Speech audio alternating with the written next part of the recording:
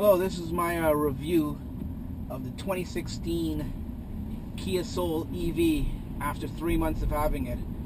Today marks the exact 3-month mark of when I got the car, and I'll tell you how I feel about it probably in the next 10 minutes, hopefully. I have exactly 7,750 kilometers on it, and that seems a lot for the first 3 months, and it probably is.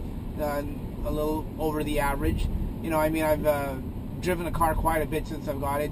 The newness of it just enticing you to drive it. Plus, you know, you realize that you can drive this and save a lot of gas and money as opposed to driving your ICE car, which really adds up. I mean, around town and everything, it makes the world of difference. I only went on a couple, I guess you could call it, long road trips. The one long trip I went on was from here in the Halton region all the way to Niagara Falls. That was a good trip. It was mostly highway all along the QEW. Was able to find a charging station in the downtown core around Lundy's Lane, right where I guess you could say the touristy part of it was. They had a charging station there, and we were there with the family for most of the day, so plugged it in, free charge, had enough juice to get back. It was a fairly cold day, so, you know, I mean, I had enough to get there and get back, and I probably had maybe on either end a good 20-25% of juice left on the way there and on the way back. So that was a nice little trip. I recommend anyone that can do it. There's a lot of not a lot, but enough charging opportunities there in Niagara Falls to get all charged up, and along the way too, through Grimsby and Burlington, there's some level 2 charging spots. Unfortunately, they're not level 3, but they still do good too. The first thing I'm going to talk about is the range. The range is, I can't complain. I mean, it's my first EV, but the range seems to be great.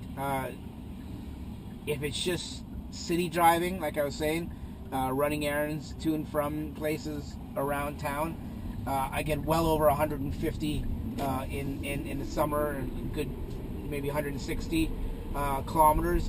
The best I've ever done was about 180, I think it was 186 kilometers, and I had 4% battery left. I actually hit the turtle, and I'm pretty sure I could have probably made it to 200 if I kept driving conservatively like I did. Now that it's winter time, even though we've had a mild winter in this portion of North America, in Ontario, it's been a mild winter, I guess you could say, even though today is the first day of winter officially. But, you know, anytime after September we consider it fall and winter, and the temperature starts to go down.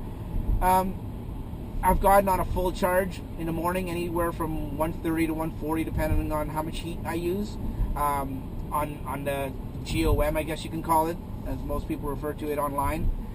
You know, I get probably, realistically, after I go on the highway commuting to and from work, probably about 120 kilometers, which is fine for me. My commute round trip to and from work is 85 kilometers, and on, like I said, I'd say a good 70% of that is on the highway, and then 30% I hit the roads of downtown Toronto, so it's a lot of stop and go. And I have no problem. It does fine for me. I take the EV when I'm working, and my wife takes the ICE car, and then when I'm off, she'll take the ICE car. So that's where the mileage has crept up.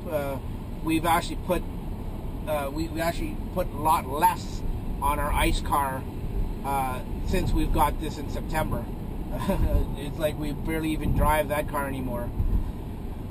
So, you know, also another key point of this review is I've never owned a Kia before. This is my first Kia. I've had accustomed to having Hondas and Toyotas. Toyota is the ICE car I drive right now. And, you know, I've had a Mazda here or there too. So there's a lot of differences between those cars and, you know, I guess a high-end car like a Tesla or a BMW. The other EV cars I can think of that are good, reputable cars. I mean, there's a lot out there. The Nissan's a good one too. The Leaf. But this is my first Kia, and you know what? The fit and finish on this I find to be outstanding. I have no problems. Nothing's fallen apart. I've never had to go to the dealership for any problems or anything like that. The car feels solid when I close the doors, just like a Toyota or a Honda would feel. The supple leather feel on it, how it feels on the interior stuff, the gauges. I mean, as anyone that drives this car knows, this is basically a highly sophisticated computer on wheels, just like any other EV car these days. I have absolutely no problem with it. Touching on that and the whole fit and finish, the one thing that sort of drops the ball is this infotainment system that they've got here. I mean, the system itself is good. It's a beautiful, as you can see, bright 8-inch LCD screen. The screen is great. The one drawback of this entire system is this right here, as you can see, the navigation. I mean, I don't know, there's a new map update. I'm not going to spend $200-300 on updating it, but when I've played around with it and attempted to use it and find my way to go somewhere where I don't know where I'm going, it's failed me. And luckily, the times I've used it, I've also used my smartphone, and I've used Google Maps, and Google Maps luckily was able to get me there, whereas this won't have the street or give me wrong directions. It doesn't. It says it has traffic through Sirius XM. That's hit and miss. It comes and goes every now and then whenever it feels like it. It doesn't give you alternate routes if the traffic is worse in certain areas. I don't like it. It's there for show and everything, but I don't use it. The points of interest, the database in it doesn't have. I mean, I have a Walmart down the street that's been there for years. It doesn't even show up on this for some strange reason. Which then on that topic, talk about the EV stations or public charging areas that it's supposed to have in the navigation. It doesn't have half as much as the online PlugShare app does on the smartphone. The PlugShare, I use PlugShare. I mean, if I ever have to find a public charging station, I'll use that. It'll tell me if someone's there, or if it's empty for the most part. It'll give me reviews and stuff like that. This one, it doesn't even have half of the locations that PlugShare has, so I don't even bother with that. The stereo itself for sound, I'm not a big audiophile. I don't need anything with tons of bass and all that kind of stuff. I'm half deaf anyways from my previous career, so it sounds fine to me. I like the fact that, you know, like any modern day motor vehicle these days, you can plug it into your smartphone and get all your audio through there or through Bluetooth, and that sounds fine. I have no problem with the sound. Sirius XM, the 3-month trial is great. I use that every now and then, and just about finished there, and sounds good. I have no problem with that. Just take that off there. The one thing I use this infotainment system for that I find is the best is the electric usage. And what I'll do is I'll just go in. Right now I have 88%. Shows me where everything else is. I go to electricity use, and there I can see my range with or without the climate on or off. It shows me my drivetrain, how much power I'm using, how much power I'm not using when I take my foot off the gas with the Regen. That climate, it shows me how much. I like that. That part of it, I like a lot. Speaking of Regen, not driving many other EVs. The only comment, or the only, I guess, comparison that I can make is simply on what I've driven so far. And I'll be honest, the only 2 cars I've driven that are EV is this, and I've driven a Nissan Leaf. That's excluding a Toyota Prius. I drove those once, but that's a hybrid. It doesn't count the same. The Regen system on this, I drive, as you can see, I'm in B right now. I drive majority of the times in B. The Regen system is amazing. I love the fact, and I know this is how all electric vehicles are, I love the fact that, you know, you don't hardly ever have to touch the brakes. I just changed over to winter tires probably about a month ago, and I swapped tires. I took the stock tires off the summer ones, and I put on these winter rims. And when I did so, I took like most people do, take a quick look at your disc brakes and your pads and make sure everything's working fine. Just a quick visual inspection. And after having the car for 2 months, and I know it's still brand new having the car for 2 months, but the rotors on this car after 2 months, it looked brand new. It looked like it hasn't even been touched, and a lot of that is attributed to using the regen braking. Like I said, if you time, it takes a little bit getting used to. My wife's still getting used to it, but when you get used to it and you know how fast you're going, and when you're coming up to a stop sign or coming up to a red light, you know when to take your foot off the brake. And you know you can basically, if you time it and you get used to it and you're very good at it, you can go all the way up to the red light or the stop sign without even tapping the brake. And you might have to tap the brake at the very, very end to come to a complete stop.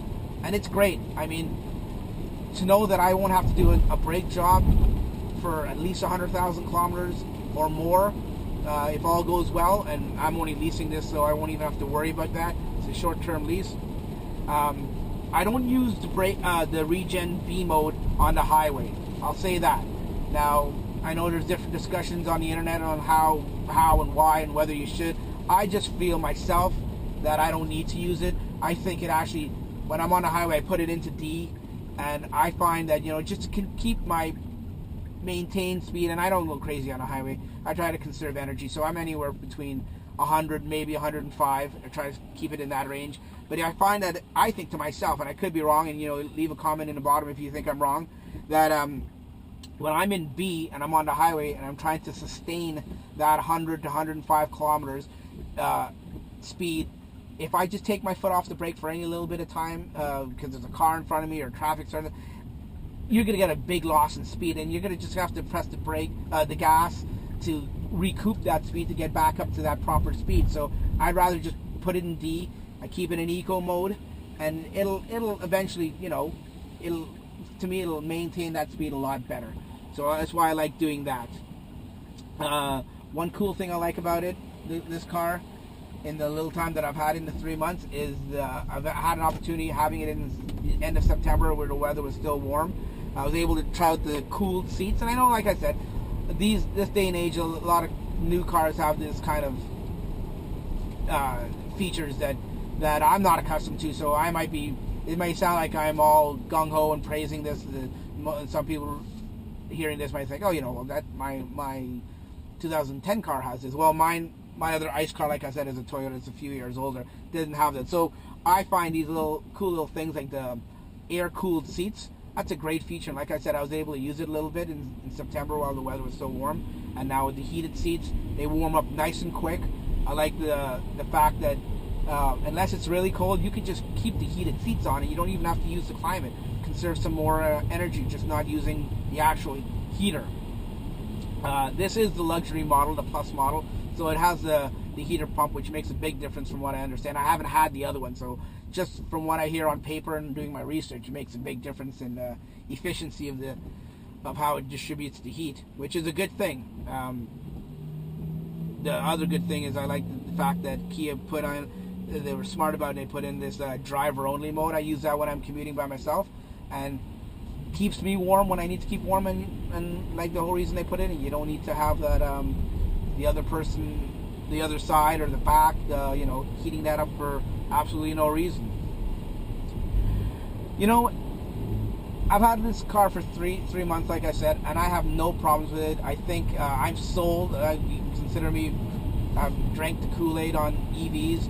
I can't see myself going back to a gasoline car anytime soon. I've got this for 3 years, and I'm hoping in 3 years the technology is going to just go leaps and bounds between now and then. And if I like this, you know what, I'll keep it. But something tells me, but in another 3 years, the range on the average EV is going to be well over 200 miles, which is 300 kilometers. Not that I'm complaining about the range now. I knew what the range was going to be for winter and summer, and I bought it still. So I have no problem with it. Can I go everywhere with it? No. But like I said, in 3 years when this lease is up, it's going to be great to be able to know that you can go anywhere. You don't have to worry about range anxiety or anything like that. You have to plan a little bit ahead right now and just know where you're going. But I have no problem doing that. And this car has been absolutely great for me. I'd recommend it to anyone else that is even thinking of getting into an EV. Not even this car. I mean, I like the Kia Soul, but there's so many in this price range. The Nissan Leaf, the Ford Focus is a good one too. This one I got just because of the range was so good on it. Now I know Nissan has the new Leaf out that has a better range, but at the time when I was getting this, they didn't have it. But like I said, in a few years, range won't even be an issue for most people. This is my this concludes my review, my 3-month review of the Kia Soul EV. Love it to pieces. Recommend anyone, if you're even thinking about it or in the market of it, go down to your nearest Kia dealership that carries an EV. They're not all, so you got to check before you go. And take one for a test drive. You'll love it. The pickup. I mean, it's stuff that I even touch on, like the acceleration, the pickup, the torquiness, the automatic response of the pedal, all that kind of stuff. The maintenance, stuff that I haven't touched on. That's just living in an EV world. It just comes with the territory. So that concludes, like I said. Maybe I'll do another review for this in a year from, not for a year from now, but when I've had it for a year. Maybe 2016 in September, near the end of September, I'll do a review there and tell you if I feel any different, if my opinions change, or if I like it even more. Until then, take care.